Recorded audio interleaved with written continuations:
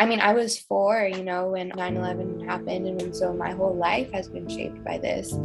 Here we are, 9 years. 10 years. 20-year anniversary of the September 11th attacks. So many of the changes that have happened, Homeland Security, the TSA, the acronyms of government. A wave of anti-Muslim sentiment across the country. Since 9/11, the U.S. foreign policy has really been driven by fear.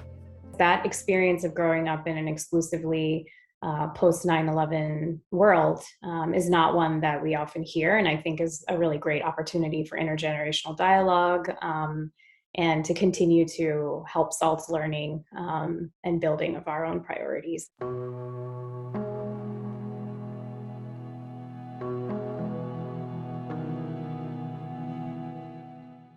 My mother came to the United States just two years before I was born. So she had this experience of living in a pre 9/11 America just for a small amount of time as well. And when she used to introduce herself, we looked pretty similar. She was also pretty like ethnically ambiguous. People wouldn't know where she's from. And then she would be like, "Oh, I'm from Afghanistan." And they'd be like, "Where is that?" And then it would be this like fun little conversation. And then she would say it's a country in Central Asia and so on. It's about the size of Texas, everything. And that starkly changed after 9/11. Obviously, everyone had an opinion on it.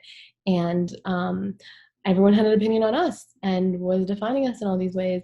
I was honestly afraid of telling people that my parents were from Afghanistan because I did not want them to think that my family was bad or my family was anti-American or anti-patriotic or, had some ill will towards the US or anything like that, just because that's how I was conditioned of perceiving.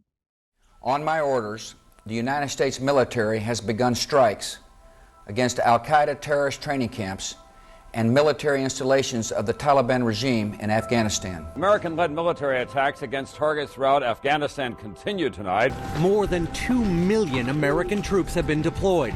All of a sudden, the U.S. justifying occupation and war in Afghanistan on the Taliban and directly linking that to 9/11, for me, just posed so many questions around like what is the connection between occupation and state violence, and then the interpersonal hate violence that our community members are facing. The main way that I grew up getting information about Afghanistan was from the news, and it was always from the angle of like the war and terrorism and Osama bin Laden and these things that, I associate my Afghan identity with food and joy and hospitality and all these other things that are important to my culture. So it's very strange.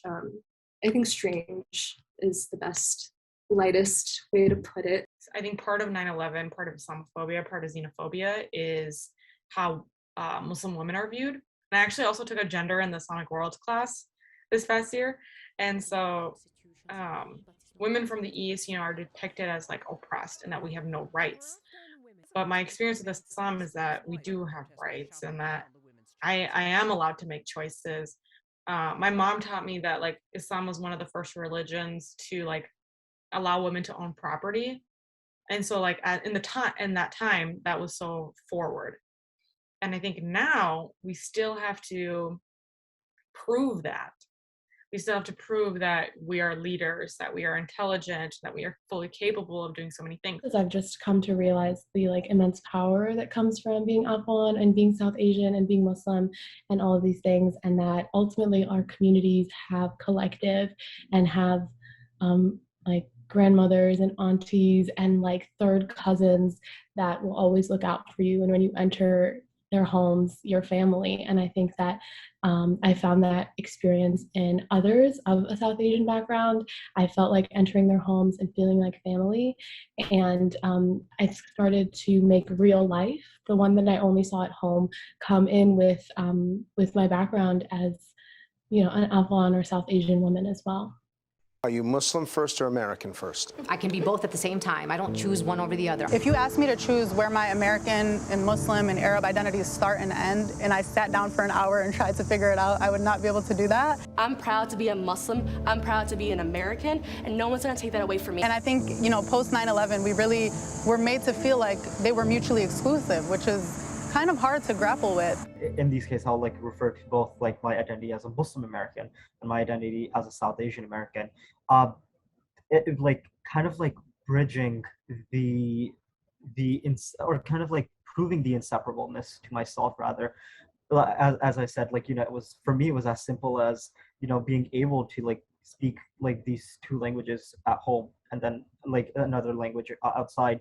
Was as simple as, like wearing shalwar kameez to like Pakistani cultural events or to the mosque, and then coming back and then, just wearing like what I'm wearing right now to school. Like, these identities, they are not separate from each other. They can exist within one body. They can be, like applied by one body without any problem. But it was just like, in terms of like even like little things that happened over the course of like my middle school and my high school years, that it kind of, at some points, it just felt like I'm the only person that I'll be able to prove to that these identities are inseparable. I remember this incident when I was in high school with one of my like former friends' fathers. So this one time I was having like a sleepover at my friend's house, and like I was playing around with his little brother, and his little brother got injured. Like, I threw something wrong, and then it ended up hitting him. And then it was just like, it was something that you'd expect, like two kids playing, one of them is bound to get hurt. But after a while, it's like, okay, like the parents were like very mad at me the night that this happened, and it was rightfully so. And it wasn't their like anger, which I, had a problem with, because it was completely justified. And in a sense, I could see my mom being the same way, or my dad being the same way.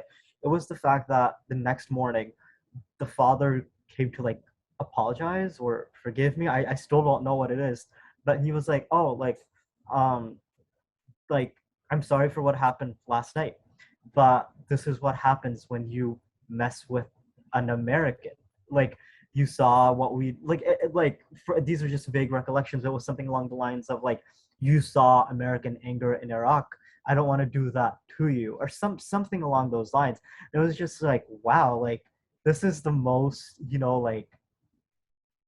like slap on the face apology I could ever receive in my life. This is like, once again, like these people thinking that I'm only like my identities are separable, and to them I'll never be an American. So it's like in these moments, it felt like even the small things that I was doing, like, proving to myself that I can do two things at once. I can speak English and Urdu. I can like any, like, these manifestations of proving to myself that these identities are inseparable. At that moment, it just felt like so trivial. It was like, okay, like I can prove to myself, but how do I show the world? When I was younger, a lot of the kindness was not afforded to me. The people who were discriminating against me chose not to be kind. And I think what moved me to be so kind is moving down to the South. I think living in the American South, a lot of people have this stigma when it comes to race in the South. Constantly think like, oh my God, you're oppressed. And to be honest, with an immigrant background, middle class, yes, they do face discrimination, but so many other people have it much worse than I do. And the diversity and the community care here in the South, like the Southern hospitality, like that's not like a stereotype. Like, that's a very real thing. So many people want to learn and to grow. I think being accommodating is the most important. I feel like we live in a society that was, built by the white man for the white man. And so when we create a sub-society built by us for us, that's when we have the opportunity to be accommodating. I remember one of the first times, like, I told like a white person that my dad had been arrested and that he had been in jail for some time. Was just like, people really pretended like they didn't hear it, or like they didn't know how to engage around it. And so for me, I've always really tried to loop my family's experience with 9/11 into like abolition work, and into learning more about the prison industrial complex, and to learning more about, America as a surveillance state and all that sort of stuff. And in terms of what types of things that our community can work on, there's so many, and these are problems that we've had forever. And even though we do our programming every year on this, the same things, we still have issues with it. So anti-Blackness is something that I personally feel very hurt by in our community, because it has been many Black people in my life who have taken care of me and nurtured me and helped me grow, that it's very painful to see anti-Blackness in the Desi community, because as a bridge, again, like being between two communities, I see the similarities, but the differences are amazing too. It's not something that separates us, it's something that unites us as well. Dayton Muslim community gathered here in Courthouse Square today in solidarity with Black Americans. The Muslim community is not separate from the Black community. In fact, the largest ethnic group for Muslims in this country is African American. South Asians for Black Lives held a rally. They stand in solidarity with the Black community and said they were coming together to create an equitable society. One thing that I have made my focus to tackle is the model minority myth. Especially as, you know, Black Lives Matter, as our South Asian elders and our older generations of South Asian Americans learn about Black Lives Matters, as they, you know, are influenced of what they think of BLM to be through American media. It's very important to be, you know, a voice telling them that, no, like, you need to understand that their struggles are very valid. And when we do not support BLM, when we don't support our, you know, Black brothers and sisters, what we're effectively doing is further propagating our privilege. One of the initiatives that I was involved with was Asians for Black Lives. So when we were talking about, to persuade, for instance, fellow Pakistani Americans, fellow Muslim Americans, on why they shouldn't go along with the media narrative on, you know, like, Black Lives Matter, we talked about, like, okay, like, let's look at the media when it comes to Muslim Americans. We despise how the media portrays Muslim Americans. We literally wait for the word for Islam or Pakistan to be dropped, just like how it does with Muslim Americans and Pakistani Americans and South Asian Americans. Perhaps it is the same thing that they do with, you know, African Americans. Perhaps it is this very misconstruing that they do with other identities.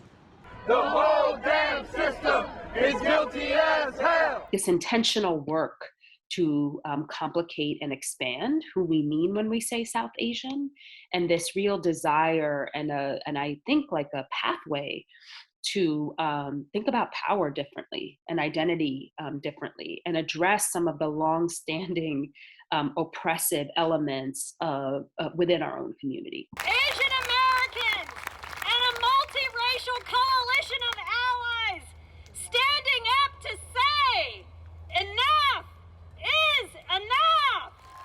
Really thinking about both that pain and how we heal from that pain, how talking about our pain is and can be a way to release it.